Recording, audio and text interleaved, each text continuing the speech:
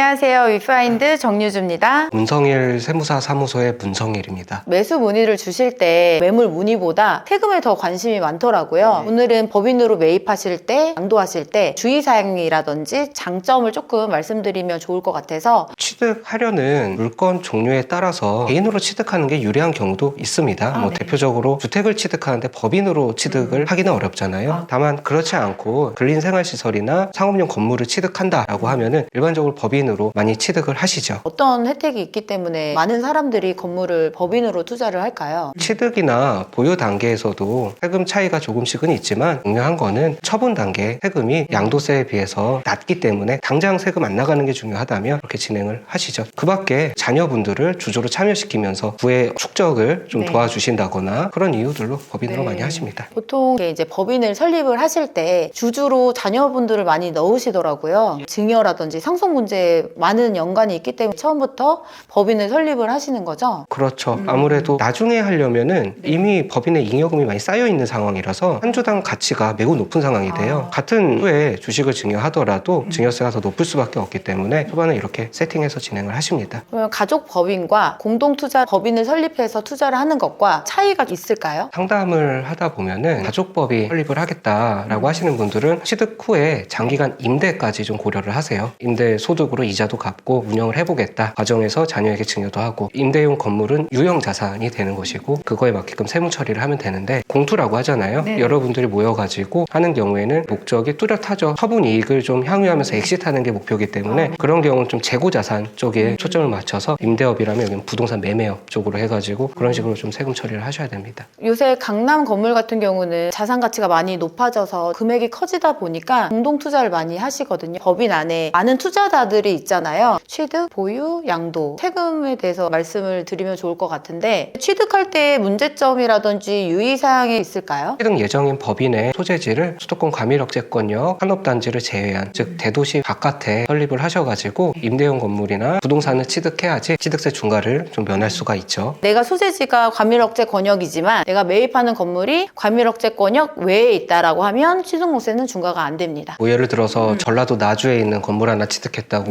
그거 중과하면은 그 취재 반하잖아요. 이제 법인으로 보유를 했을 때 개인과 다르게 유리한 점이 있을까요? 임대업 하시는 분들 5월 달에 종합소득세 신고를 대리를 해보면 세금을 많이 내세요. 임대업이 넣을 수 있는 경비가 그렇게 많지는 않다 보니까 개인 같은 경우에 직장가입자라고 하더라도 다른 사업소득 금액이 2천만 원을 넘으면 그 소득에 대해서 건보료가 추가가 되거든요. 보통 급여소득이 높은 분이나 사업소득이 높은 분이 건물을 취득하시잖아요. 거기에 임대소득까지 얹어지면은 저율의 세율 구간을 본업들이 다 차지를 하고 있기 때문에 더 높은 세율을 적용받을 수밖에 없어요. 다만 이거를 법인으로 분산시키면은 법인은 법인세 과세가 되다 보니까 그런 면에서도 유리하게 적용은 되죠. 다만 법인에서 돈을 다시 빼오는 거는 좀 변론으로 하더라도 당장에 나가는 세금은 차이가 나니까요. 법인으로 매입하는 이유 중에 하나가 법인세, 양도세라고 하죠. 이 부분에서 가장 큰 차이가 있는데 어떻게 차이가 있을까요? 개인 같은 경우에는 과세 표준이 10억을 초과하게 되면은 45%, 지방세까지 49.5% 적용되는 반에 법인 같은 경우에는 과세 표준 200억 이하를 가정하면은 법인세 본세 19%, 지방세 1.9%에서 20.9% 대략 20% 적용이 되기 때문에 개인으로 양도세를 계산한다는 거는 단기간 발생한 상승 차익에 일시에 과세를 하거든요. 법인으로 하게 되면은 어느 정도 법인세를 내더라도 나머지 잉여금 부분에 대해서는 어떤 조정을 하면서 기간을 늘려가지고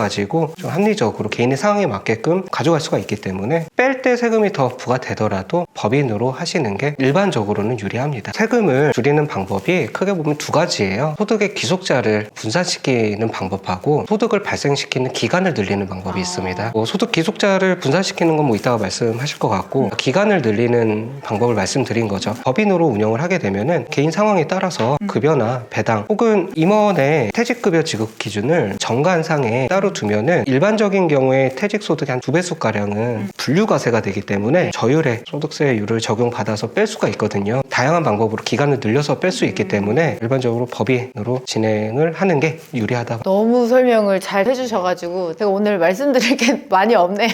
개인으로 했을 때는 10억만 넘어도 거의 50% 양도세 내니까 엄청 큰 절세를 할 수 있다라고 생각이 드는데요. 법인으로 양도를 했을 때 조금 유의사항이 조금 있을까요? 잉여금 관리를 네. 제대로 안 하시고 그냥 재투자 목적으로 계속 쌓는 거는 어쩔 수 없겠지만 네. 그렇더라도 급여나 배당 관련해서 신고를 하고 가소금으로 쌓아놓는 걸 권해드리는 게 나중에 일시에 해산하고 가져가 버리면은 결국엔 높은 세율을 적용받기 때문에 관리를 하셔야 됩니다. 개인으로 아니면 가족으로 매입하는 거는 문제가 되지는 않을 것 같은데 공동 투자하실 때 2명에서 4명, 많게는 10명까지도 하는데 분배하는 부분에서 문제가 생기지는 않을까요? 공동 투자를 하시려는 분들이 같이 법인 하나 설립하시잖아요. 아, 그렇죠. 약정서 하나 쓰시고 네. 보통 SPC라고 하는데 법인을 통해서 배당을 받으면 특이하게 이중과세를 조정해주는 규정이 있어요. 수익 배당금 입금 불산입 규정이라고 하는데요. SPC에서 한번 과세된 소득에 대해서 최종 주주가 가져갈 건데 한 번 더 거치는 또 과세를 하면은 이중과세에 해당하기 때문에 법인에게 분배하는 과정에서는 수익 배당금 입금 불산입이라고 해서 예를 들어 50% 미만이다 하면은 30%까지 법인의 수익 금액에서 빼주고요. 그래서 뭐 2명이냐 3명이냐 그 차이가 수익 배당금 입금 불산입률이 50%냐 30%냐 그 차이가 되는 겁니다. 50억이라고 하면은 두 분이잖아요. 간단하게 갑법인에서 25억씩 A법인, B법인이 가져갔다고 하면은 A법인이 납부해야 될 법인세 대상은 25억 전체가 아니라 12억 5천으로 계산을 하는 것이고요. 법인이 4개였다. 4분의 1씩 나눠 가졌을 테니까 12억 5천이 되겠죠. 30%라고 했잖아요. 그만큼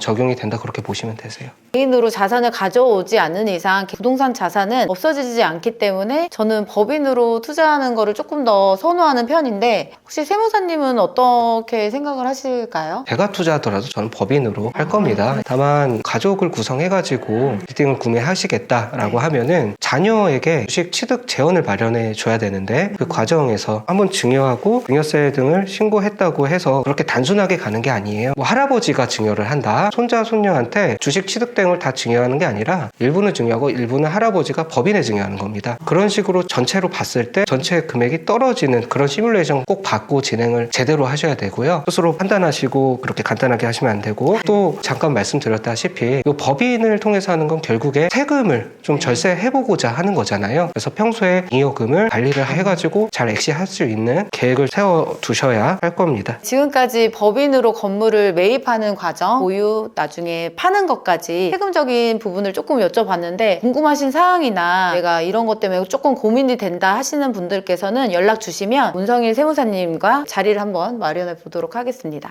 저도 이런 유튜브 촬영이 처음이고요. 저 같은 경우에는 개발 사안에 대해서 구체적으로 들어가서 실제 숫자로 좀 말씀을 드려야 되는 사람인데 전화 주시면은 필요한 자료 받고요. 그럼 세금을 줄이는데 좀 도움을 드릴 수 있게끔 성실히 도와드리겠습니다.